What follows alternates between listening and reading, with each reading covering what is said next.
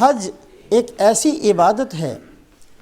جس کے اندر بندے کا مال بھی خرچ ہوتا ہے اور جس کے اندر انسان کا جسم بھی استعمال ہوتا ہے، لیکن جسم کے استعمال ہونے پر بھی اجر اللہ کی طرف سے ملتا ہے، اور مال جو اس پر استعمال ہوتا ہے اس پر بھی اللہ کی طرف سے اجر و ثواب ملتا ہے۔ آج امت مسلمہ کے اندر 4 طرح کی حج کے بارے میں بڑی بڑی غلطیاں موجود ہیں، ان کو سامنے رکھا جائے تاکہ ہم سب اپنے آپ کو ان غلطیوں سے محفوظ کر سکیں۔ امت مسلمہ کا ایک بہت بڑا طبقہ تو آج ایسا موجود ہے جن پر حج فرض ہے، اللہ نے اتنی وسعت دی ہے، اتنا مال ان کے پاس موجود ہے، جا سکتے ہیں، آ سکتے ہیں، آنے جانے کا خرچہ موجود ہے، جتنے دن حج میں لگیں گے اتنے دن کے لیے بیوی بچوں کو دے کر جا سکتے ہیں۔ شرعی طور پر حج ان پر فرض ہے، لیکن مکان بن گیا،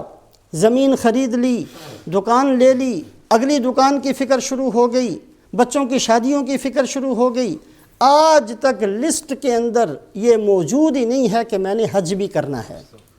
اور آئندہ بھی ان کے پروگرام کا کوئی حصہ نہیں۔ امت کا بہت بڑا ایک طبقہ آج ایسا موجود ہے، اللہ پاک نے وسعت دی ہے، اللہ نے فراخی دی ہے، مال موجود ہے، لیکن اس مال کو خرچ ادھر ادھر اتنا کرتے ہیں کہ حج ان کے اوپر فرض ہے، اس کے باوجود وہ حج سے غافل ہیں۔ بہت بڑی جماعت، بہت بڑا طبقہ امت کے اندر ایک ایسا موجود ہے۔ رسول پاک علیہ الصلاۃ فرماتے ہیں من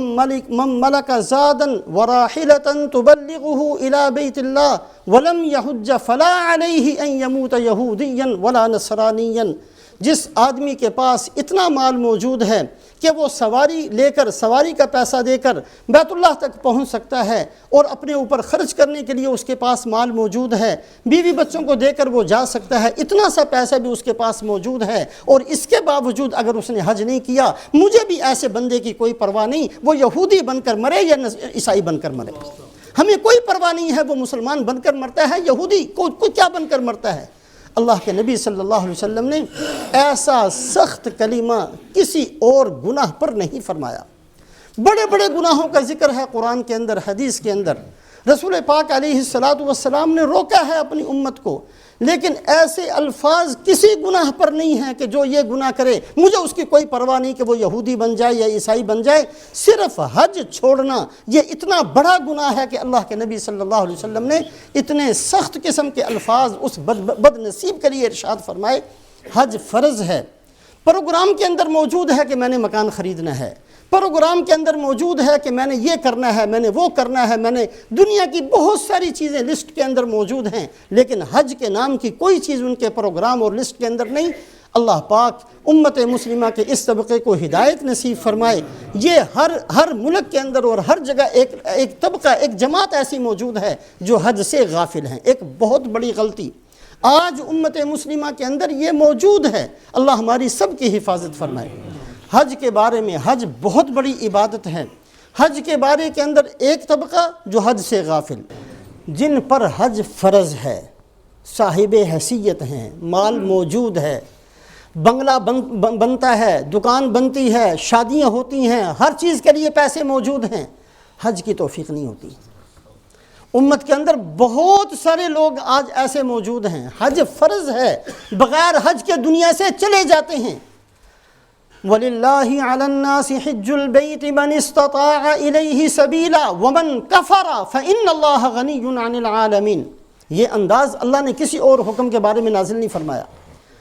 اللہ کے گھر کا حج ہر اس بندے پر فرض ہے جس کے پاس طاقت ہو بیت اللہ تک جانے کی، اور جو کفر کرے گا، یہ نہیں کہا کہ جو حج نہیں کرے گا، یہ نہیں فرمایا۔ ومن کفر یعنی حج نہ کرنا کفر ہی ہے۔ ومن کفر فإن اللہ غنی عن العالمین۔ اس کی تفسیر حضرت عبداللہ ابن عمر فرمایا کرتے تھے کہ قیامت والے دن یہ آدمی جو صاحب حیثیت تھا، جس پر حج فرض تھا، اس کے باوجود حج نہیں کیا، بغیر حج کے دنیا سے چلا گیا، قیامت والے دن یہ اٹھے گا تو اس کی پیشانی پر کافر لکھا ہوگا۔ یہ ہے اس آیت شریفہ کی تفسیر۔